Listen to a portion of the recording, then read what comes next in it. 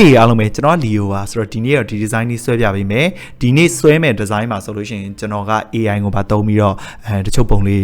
းပြန်ပြီးတော့ generate လုပ်ခိုင်းမယ်ပေါ့နော် Okay အဲ့တော့ပထမဦးဆုံးအနေနဲ့ကျွန်တော်ရဲ့ product လေးက shade တက်ရိုက်ထားတဲ့ပုံမျိုးရှိတော့ကျွန်တော်တို့အပေါ်စီးရမြင်နေတဲ့ပုံလေးဖြစ်အောင်လို့ AI ကို prompt ရေးပြီးတော့ထုတ်ခိုင်းမယ်သူထုတ်ပြီးတဲ့အတိုင်းပဲကျွန်တော်လိုချင်တဲ့ angle မျိုးမရသေးတော့နည်းနည်းလေး prompt ကိုပြန်ပြင်ပြီးတော့အပေါ်စီးရမြင်နေရတဲ့ပုံလေးဖြစ်အောင်ပြန်ပြီးတော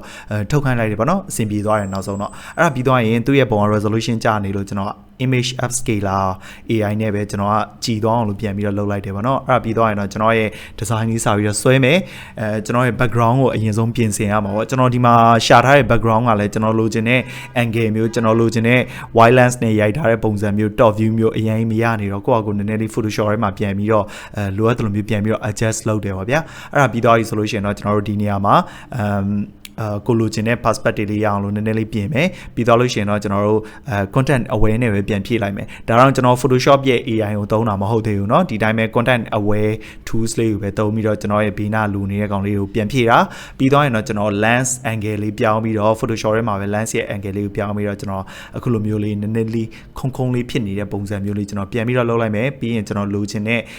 အပေါ်က background လေးနည်းနည်းလေးပြန်ပြီးတော့ cleaning လုပ်တယ်ပေါ့เนาะဒါဆိုရင်တော့ကိုလိုချင်တဲ့ perspective ရပြီအဲ့တော့ background ကိုလည်းကြည့်ကျွန်တော် AI image upscaler ကိုသုံးပြီးတော့နည်းနည်းလေး upscale လုပ်တယ်ပြီးတော့ဆိုရင်တော့ကျွန်တော်ဒီမှာကိုယ့်ရဲ့ product ကိုပန်တူးပြန်ဖြတ်ရမှာပေါ့နော်သူကတော့ background မှာထုတ်ပေးထားတော့အောက်ကစာရီတော့တိတ်မမှန်ဘူးဒါပေမဲ့လည်းအောက်မှာဖုံးထားမှာဆိုတော့ကိစ္စမရှိပါဘူးသုံးလို့ရတယ်အဲ့တော့ပြီးတော့ရင်ကျွန်တော်ကဒီပလင်းဘူးလေးကိုအောက်မှာရောက်နေတဲ့ပုံစံလေးလိုကျွန်တော်အရင်ဆုံး background ဖြတ်ထုတ်လိုက်တယ်ပြီးတော့ပြီဆိုလို့ရှိရင်တော့ကျွန်တော်လိုနည်းနည်းလေး adjust ပြန်လုပ်တယ်အဲ့ဒါပြီးတော့ပြီဆိုလို့ရှိရင်တော့ကျွန်တော်တို့နောက်ထပ်ငှက်လေးတွေပြန်ပြီးတော့ထည့်တယ်ပေါ့နော်အဲ့တော့ငှက်လေးတွေထည့်နေတော့ကျွန်တော်တို့ခုကြော်ညာစရာရှိတယ်ကျွန်တော်ရဲ့ online အတန်းလေးကအခုလာမယ့်28ရက်နေ့ဆိုရင်အတန်းသက်စားဖို့ရှိတယ်ဒီထဲမှာဆိုလို့ရှိရင် Photoshop ကိုအခြေခံကနေလုပ်ငန်းခွင်ဝင်နိုင်တဲ့အထိသင်ပေးမယ်အပြင်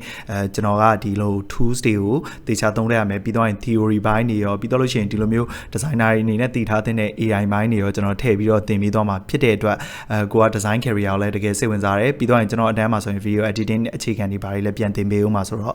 ကိုကစိတ်ဝင်စားရဲဆိုလို့ရှိရင် message box ကနေအသေးစိတ်လာပြီးတော့မေးလို့ရတယ်ဒီမှာဆိုလို့ရှိရင်တော့ကျွန်တော်ကနည်းနည်းလေးပို့ပြီးတော့အပေါ်စီးလေးကမြင်နေရတာဆိုတော့တိမ်လေးနည်းနည်းလေးပြန်ပြီးတော့ light ထည့်လိုက်တယ်ပေါ့ဗျာတိမ်ထူတာတော့မဟုတ်ဘူးဒီတိုင်းပဲတိမ် light ထည့်တာပေါ့နော် Okay အဲ့ဒါပြီးတော့ဆိုလို့ရှိရင်ကျွန်တော်တို့ဒီတိမ်လေးတွေကို web tool လေးနဲ့ပဲကျွန်တော်ကနည်းနည်းလေး light ပြီးတော့ web တယ်ပြီးတော့ရင်ဒီ plane လေးရဲ့ဘူးလေးရဲ့အပေါ်မှာလည်းနည်းနည်းတိမ်လေးရှိနေတဲ့ပုံစံလေးပြန်တင်နေပေါ့နော်အဓိကတော့ကျွန်တော်ရဲ့ perspective အမြင်ကဒီ high view လေးနည်းနည်းပိုက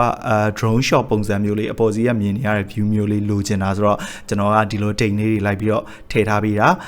အဲ့ဒါပြီးတော့ဆိုလို့ရှိရင်ကျွန်တော်တို့နောက်မှာဒီဘူးရဲ့ concept လေးဖြစ်တဲ့ strawberry သီးလေးတွေလည်းနည်းနည်းပြန်ပြီးတော့ light ထည့်မယ်ပေါ့နော်ဒါ strawberry အေးဘူးဆိုတော့အဲ့လိုမျိုး concept လေးလည်းမိသွားအောင်လို့ပေါ့ဒါပေမဲ့ကျွန်တော်ပြီးကြလို့ရှိရင်တော့ဒီ strawberry သီးတွေကကျွန်တော် light တာထည့်ကြည့်တာတိတ်ပြီးတော့အရင်များနေကျွန်တော်ရဲ့ design ကိုသွားရှုပ်နေမှာဆိုလို့ခဏနေပြန်ရှော့ရင်ရှော့မယ်အဲ့ဒါပြီးတော့ဆိုရင်ကျွန်တော်အခုဒီမှာbackground လေးနည်းနည်းလေးဝါးစရာရှိတာလေးတွေကိုဒီကွက်ပြီးတော့ဝါးလိုက်တယ်ပေါ့နော်ကိုဝါးချင်တဲ့နေရာလေးကိုပြီးရင်တော့ composition လေးနည်းနည်းလေး adjust ပြန်လုပ်မယ်အဲ့တော့ကျွန်တော်ရဲ့ online အတန်းမှာကကျွန်တော်က graphic design တခုတည်းမဟုတ်ဘူးပေါ့နော် photo editing တွေရော video editing မိုင်းလေးရောဒါ designer တွေအနေနဲ့ relate လုပ်ပြီးတော့တည်ထားမှာဖြစ်တဲ့အပိုင်းလေးကိုသင်ပေးမှာဖြစ်လို့ကိုကဒီ photoshop တခုတည်းမဟုတ်ဘူးကျန်တဲ့ဟာတွေကိုလည်းလေ့လာခြင်းနဲ့ဆိုလို့ရှိရင်ဝင်ပြီးတော့ join လို့ရတယ်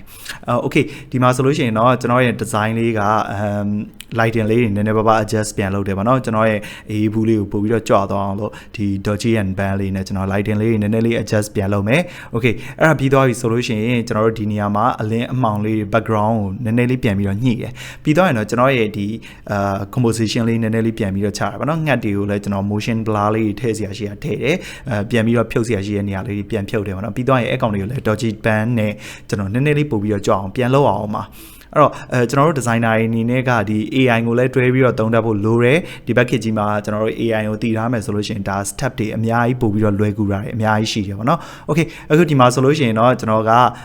drop share လေးအနေနဲ့ဒီဘူးရဲ့အရေးလေးကိုပဲနောက်က lighting လေးထိုးထားတာဆိုတော့ရှေ့ဘက်ကိုပြန်ပြီးတော့ချထားလိုက်တယ် okay အဲ့ဒါချပြီးသားပြီဆိုလို့ရှိရင်တော့ကျွန်တော် background အရန်မှောင်နေလို့နည်းနည်းလေးလင်းမယ်ပြီးတော့ရင်ကျွန်တော်ဒီမှာ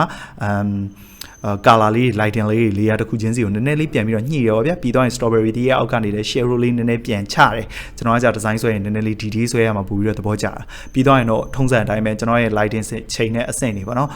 overall lighting တွေချိန်နဲ့ပြီးတော့လို့ရှိရင်တော့ကျွန်တော်ကဒါ finalize color လေးပြန်ပြီးတော့ချိန်တာအဲ့တော့ finalize color ပြန်ချိန်တဲ့နေရာမှာလည်းကိုက layer တစ်ခုချင်းစီ color တစ်ခုချင်းစီကိုချိန်ထားတာဖြစ်တဲ့အတွက်ဒါကတော့နောက်ဆုံး final design တွေပါ ဆုံးထိကြည့်ပြီးတော့အားလုံးကျေးဇူးတင်ပါတယ် online class နဲ့ပတ်သက်ပြီးသိချင်တာရှိလို့ရှိရင်ကျွန်တော်ရဲ့ message box ကနေမေးလို့ရပါတယ်နောက်ထပ် video တွေမှာပြန်တွေ့ရမယ် see you guys